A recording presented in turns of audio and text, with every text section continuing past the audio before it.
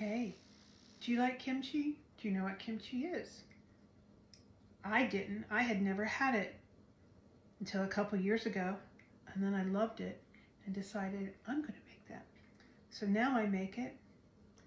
This kimchi I'm having right now, I made 2 years ago. It's so good. It's so good for you. Kimchi is a fermented cabbage relish that's eaten with everything in Korea and many parts um, of Asia and the world now. You know, people love it everywhere. I love it. It's spicy, sour. It's like the best sauerkraut you would ever have. I'm gonna make some. I make it like once a year and put it in big jars and keep it in the fridge. And I hope you enjoy it too. And learn how to make it and make it for yourself and your family. It's got some of the best gut bacteria in it you'll ever try.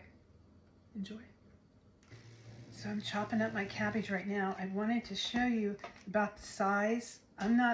This isn't Savoy cabbage or Napa cabbage that is soft like lettuce. This is traditional head of cabbage.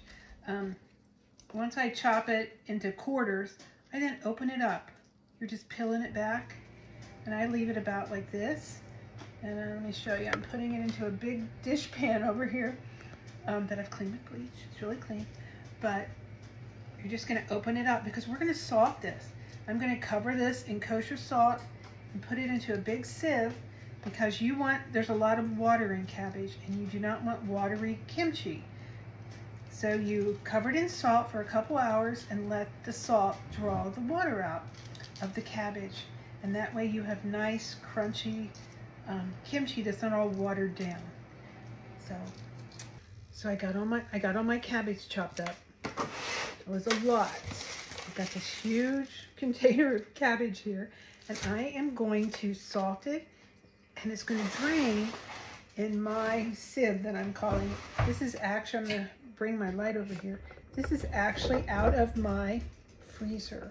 This is a freezer basket that I decided would work well as a really big sieve, strainer, whatever you call it. I call it a sieve. For all this cabbage because it's got these little holes in it. So I'm going to salt this. I have it sitting in my sink. So this is gonna stay down in my sink the whole time because a lot of water is going to start draining off of this. So I'm going to move my camera back here a little bit. Marley loves cabbage, so she is barking or talking to me right now so she can get some cabbage. She's been eating it the whole time I've been making this. So Marley, just a minute. I'm going to put all this cabbage like layering. Pretend like you're making a big lasagna. Just layer this in. And I'm using kosher salt. Don't use iodized salt. It can change the color of it. And I'm not sure it would work as well. So I always use kosher salt. Just salt it so it looks like it's had snow flurries on it. It's like a light layering of it. I'm going to leave this probably about, 2 to 3 hours until, the water starts coming off from it, and it'll soften up. It'll soften the cabbage as well. So I'm just kind of bruising it as I put it in here. Add more salt.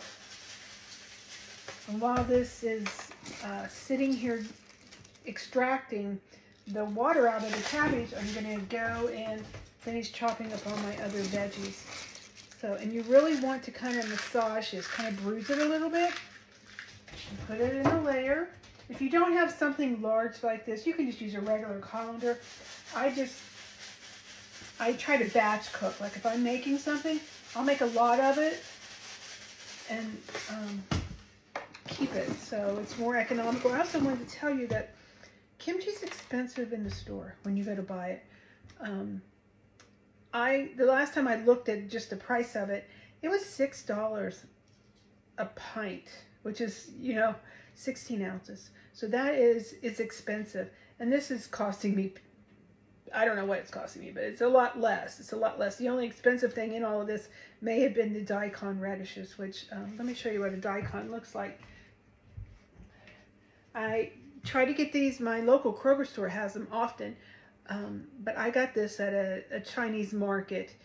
I actually had my daughter get it at a Chinese market for me, but this is a daikon radish. They're not really spicy. They're just absolutely delicious and crunchy.